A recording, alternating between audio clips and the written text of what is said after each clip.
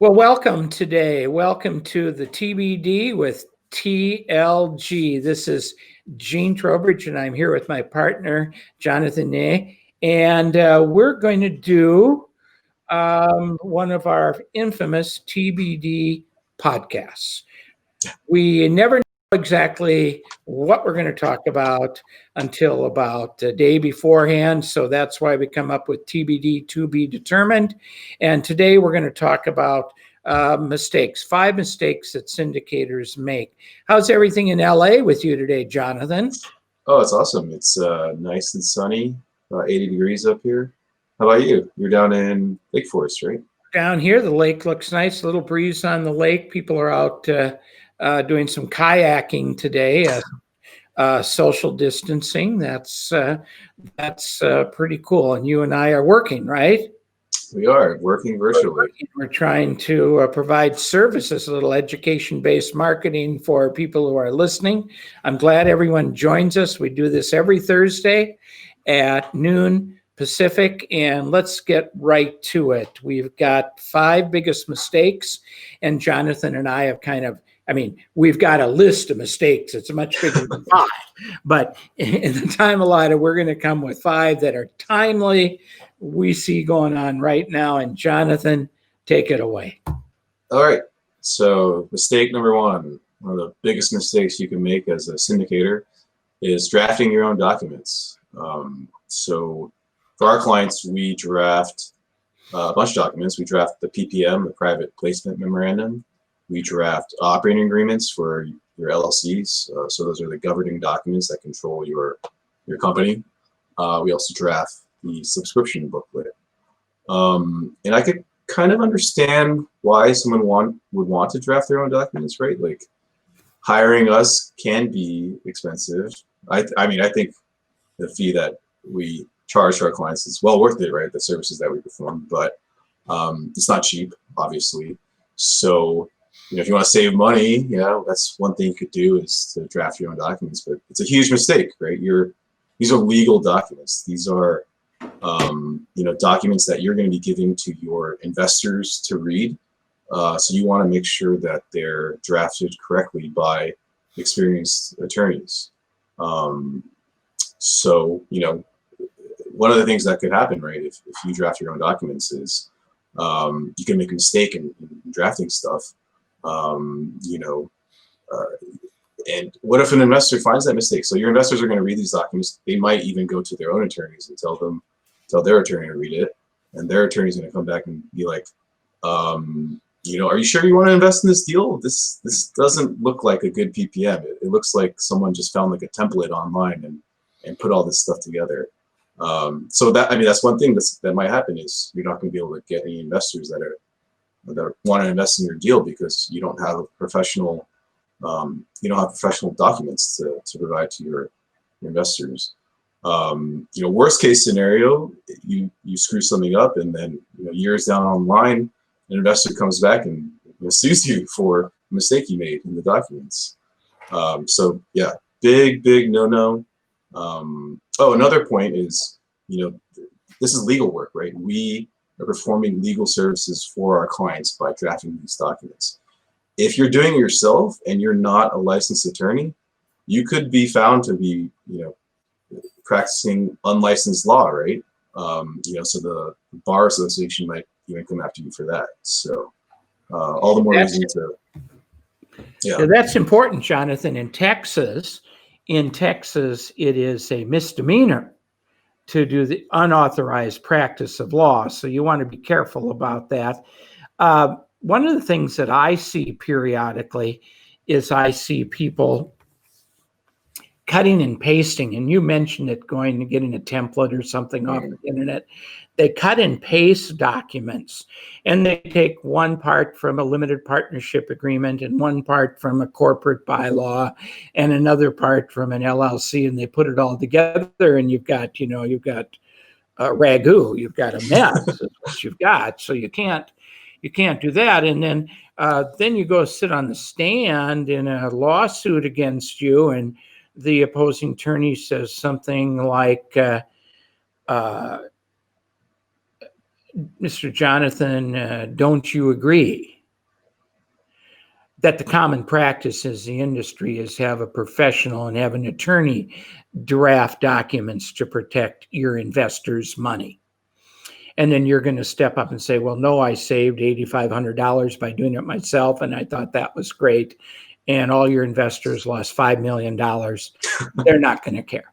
They're just not going to care. I'm being a little cynical there, but that is the issue. And sure, there's conflicts. It's our business. If it was a great idea for everyone to go draft your own documents, Jonathan and I would be doing some other type of law. But this is the law we pick. And I've been a syndicator, and I know how terribly important every word in the document is. So Jonathan actually does most of the drafting as my partner. One of the two of us can type. And we leave a lot of the drafting to Jonathan, and it's very important that the documents are right. So that's a really big mistake.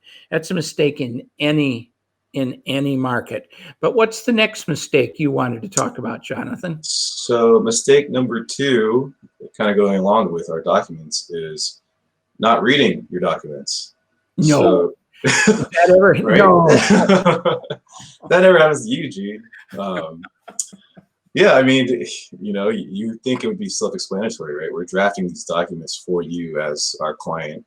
You would think that one of the first things you do is review them and read them and understand, everything that's going into the documents, because you're giving these documents to your investors so that they can review to make the decision to invest in your deal.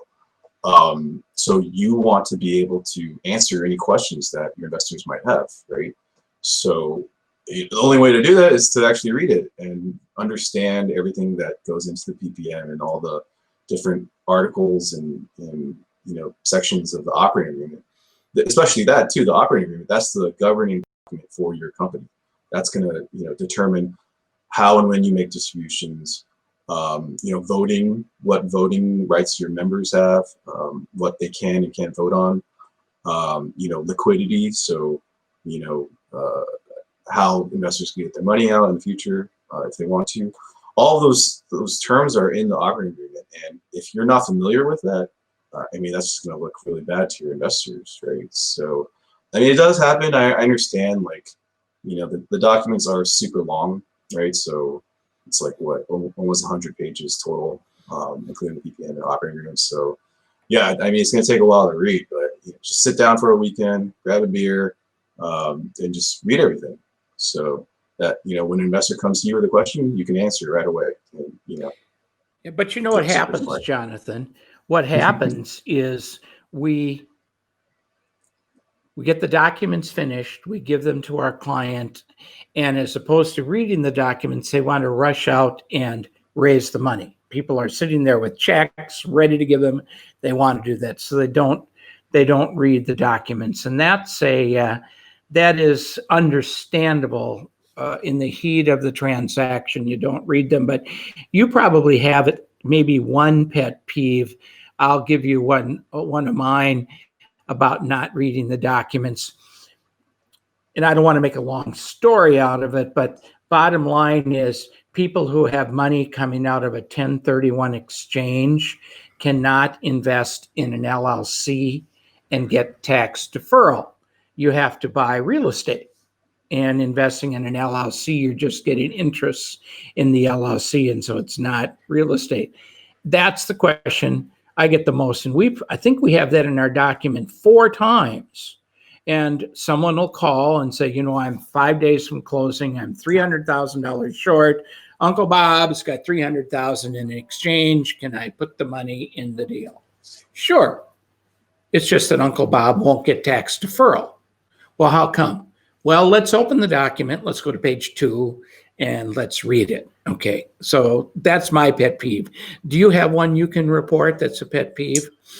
Yeah, I had one recently. I don't know how far into the documents I want to get into, but there are tax provisions, right? And there's the whole issue with the new audit rules, the new BBA audit rules. I keep getting questions about it, but we have an entire section in the PPM and the operating agreement about the new rules, and all you have to do is just read it and you can figure it out. But we have clients that always ask about it. Not that we're not happy to answer questions. Yeah. Not that we're not. I mean, I think our fee agreement says that we're going to answer securities questions for you for 6 months after the deal. It's not that we want to do that, but please. So those are two good questions or two big mistakes you've uncovered, Jonathan. My first big mistake is when I see a sponsor digging into their cash reserves to make distributions. Their document says we're going to make a preferred return of 5 or 6%, and here comes the end of the quarter, and there isn't quite enough money to do that from the operations of the property. The income minus the expenses doesn't give us a full 6% to give out, but I've got some money sitting over here that's going to be used to replace the 36 air conditioner units in our complex. So I'll just take some of that money, put it in the bank, and then make the distribution and tell the people, here's your 6%. Two problems with that. Number one, when it's time to do the air conditioners, you won't have enough money to do the air conditioners. You'll have to explain that to your investors, and they'll say, that was stupid. We need those air conditioners done to increase the value of the property. We could have waited a couple months for our check. It's the first thing they'll tell you. And number two, it's fraudulent. You're giving them their money back, a return of their capital, and you're telling them it's the return on their investment. When you send a preferred return or a cash distribution out, that's supposed to be from the earnings of your property. It's supposed to be the earnings. Like you go to the bank, you've got $100,000 in the bank. The bank's going to pay you some interest. Take your interest. That's what you earned. If you take interest and some principal, you didn't earn more. You took some of your money back. So tell the investors exactly what's happening and don't be fraudulent with them. The next mistake that I see is a liquidity issue. When an investor comes to you, comes to the sponsor and says, I need to sell my interests. I need liquidity. And the first thing a sponsor might say is, well, I'll go and find someone else outside of the unit, outside of the company to buy your units.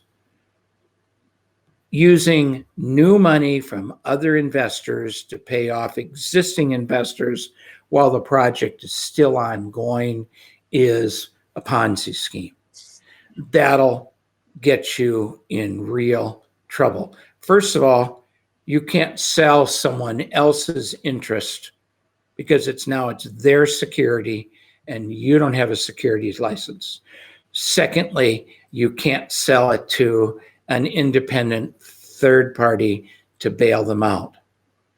On other podcasts we talk about the issue of liquidity, capital calls, and distributions. There's plenty of rules and steps in the operating agreement that you can take to provide liquidity to that investor who needs liquidity.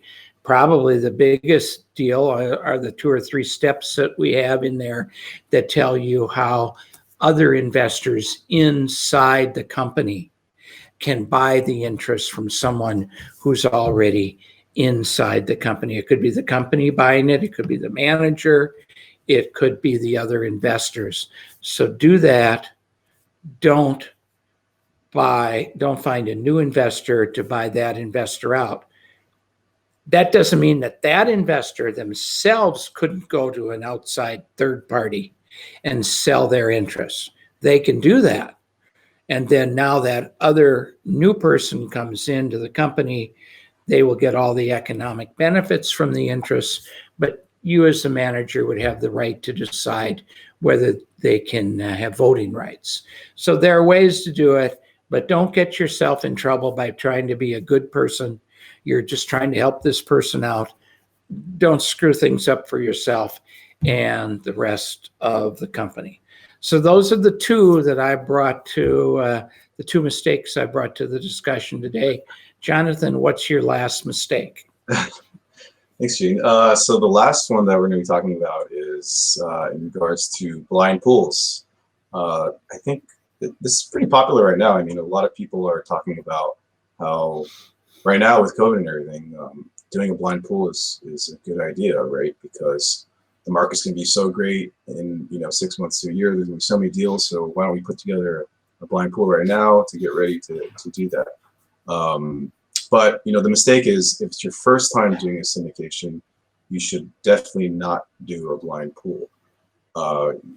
And the number one reason for that is it's so hard to raise money for a blind pool if it's your first time, because one of the first questions that investors ask you is, have you done this before? Do you have experience in raising money?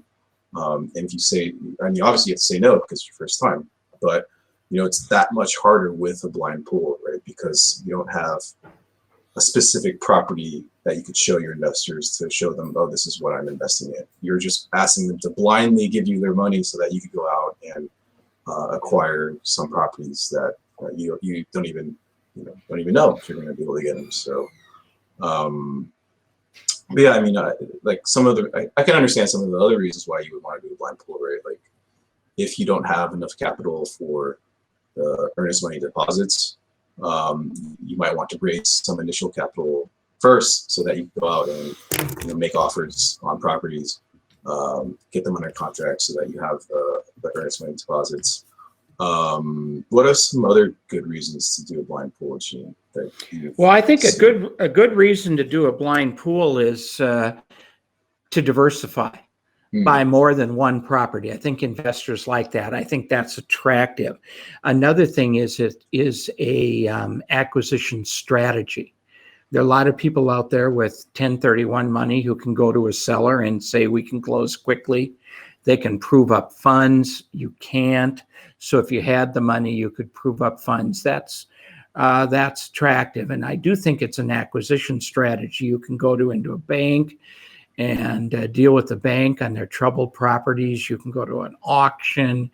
You can go to the steps of the courthouse. And once again, you can deal with sellers one-on-one. I think that's good. And our more successful blind pool clients are house flippers. Someone's done 200 or 300 house flips on their own and now wants to put together a pool of investors that do another 100 houses.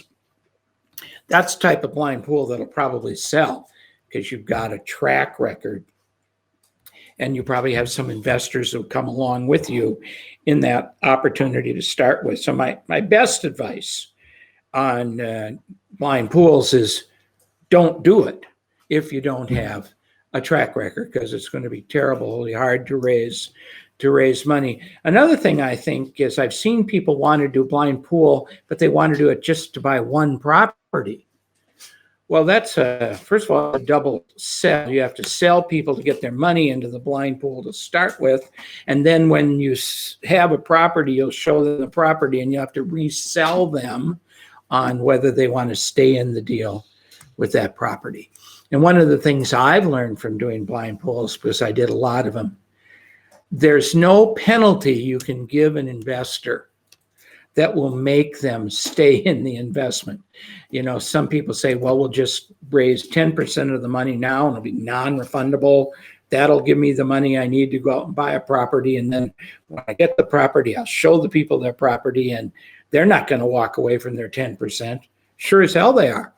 They don't care. They're not going to put good money after bad money. So it's just fraught with trouble. And one of the things that I've seen, that Jonathan and I have both seen, is that if you raise some money for a blind pool and you use it for earnest money and you use it for due diligence and the deal falls through, whose money was at risk? Were you using investors' money? Were they told that you'd be using their money and there was a chance that they would lose some of it? Or were you using investors' money and you told the investors that if anything happened and we couldn't get our money back and we lost money, I'd make it up to you. So that's something that a smart investor would read in the documents and understand what's going on. And if you don't have a track record, as Jonathan said, you're just not going to be able to raise money. But certainly, Jonathan, we have clients who've done 15, 20 transactions in multifamily or mobile home parks, and they're doing blind pools all the time. And that works for them. So those are the 5 biggest mistakes that we put together. And we have a couple more minutes left. I'm going to ask Jonathan if there's any other thing that we didn't cover that he sees now that is a mistake before I wrap this up. Yeah, I mean, we have a whole list of mistakes. We want to go through them. Spend hours here just talking about them.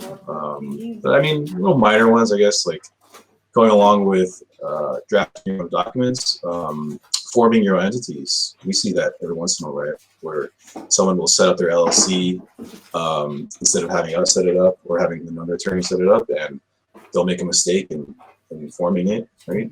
So basically, I think that's a good one. Yeah, that's a good one. You're hiring professionals to do work for you. Let them do the work for you, right? Try not to do a lot of self-help stuff, right? That's a good one. And I'm going to mention two that might very well be topics for some future TBD podcast. How about having other people raise money for you? Oh yeah. We won't go into that, but that's a terrible, terrible thing today. And then one thing is not really having enough time to do your offering. Finding the property, doing the due diligence, getting the loan, getting our documents ready, and having time to raise money so that your investors aren't panicked. That would be a great topic for some time. But for today, we've done our job on 5 biggest mistakes, our TBD topic for the day. Jonathan, thank you for being with me today. Appreciate you. Appreciate everything we do together. And let's tell everyone that next Thursday at the same time, which is noon Pacific, we will have a rip-roaring podcast on a topic that is to be determined.